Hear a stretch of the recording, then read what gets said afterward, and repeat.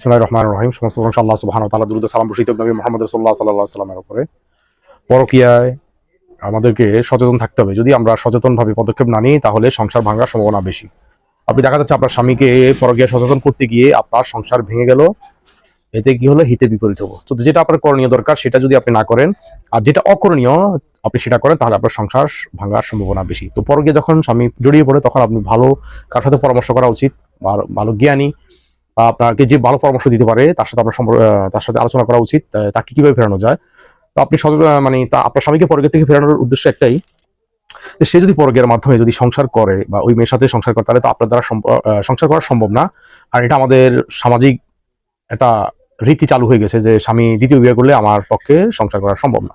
ভালো কথা, সংসার না করেন, তবে আপনি তাকে সচেতন করতে গিয়ে যেন আপনার সংসারটা না ভাঙে, এদিকে আপনাকে খেয়াল রাখতে হবে। তো যেটা করণীয় সেটা আপনি কি করবেন, সে যখন দেখলেন যে তার চাল চলনের মধ্যে পরকীয়ার ভাব দেখা যাচ্ছে, বা সে আপনার প্রতি উদাসীন বা অন্য মেয়ের প্রতি সে আসক্ত, ফোনে সে সারাদিন ব্যস্ত থাকে, আপনাকে সময় দিচ্ছে না, আর আপনি ধরতে পারছেন যে সে সত্যি পরকীয়া করতেছে, আপনি ঝগড়া করবেন না। ঝগড়া করলে কি হবে? বাড়িতে লোকজন জানাজানি হবে, আপনার ঘরের মধ্যে বিশৃঙ্খলা হবে।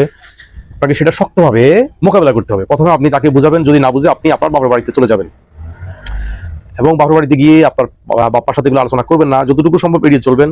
আপনি তাকে বলবেন যে যদি ভালো হও, যদি পরকীয়া ছাড়তে পারো, তোমার এই নষ্ট চরিত্র যদি সংশোধন হয়, তাহলে আমি তোমার সংসারে ফিরে আসবো, আমাকে নিতে আসিও।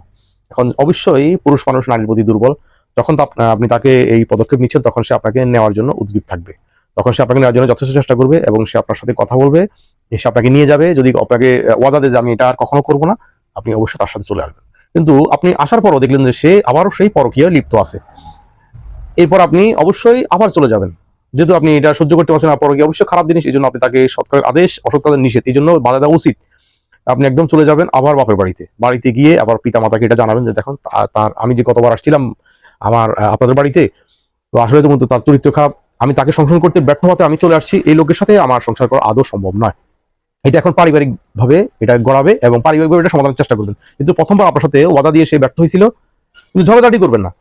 তখন পিতামাতা যখন সে আপনার যদি আন্তরিক থাকে যে আপনার সাথে সে সম্পর্ক করতে ইচ্ছুক, ওই মেয়ের সাথে তার সম্পর্ক অবশ্যই শেষ করে আপনাকে নেওয়ার জন্য পারিবারিকভাবে সে আপনাকে নেওয়ার জন্য আসবে।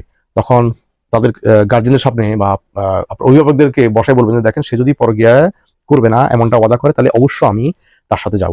অবশ্যই সে আপনাকে নিতে হলে সে ওয়াদাবদ্ধ হবে, আপনাকে তার কাছে নিয়ে যাবে। তাই মনে করি একজন পুরুষজন এটা লজ্জাজনক যে তার দুশ্চরিত্রের কারণে তার বউ বাপের বাড়িতে চলে গেছে, অবশ্যই সে আপনাকে ফেরত আনবে। এরপরেও অভিভাবকের সাথে কথা বলার পর সে পরকীয়া থেকে ফেরত আসে নাই, তখন কি হবে? একদম চলে আসবেন, এলাকাবাসীকে জানিয়ে বলবেন যে তার চরিত্র সংশোধনের জন্য আমি যথেষ্ট চেষ্টা করছি। প্রথমে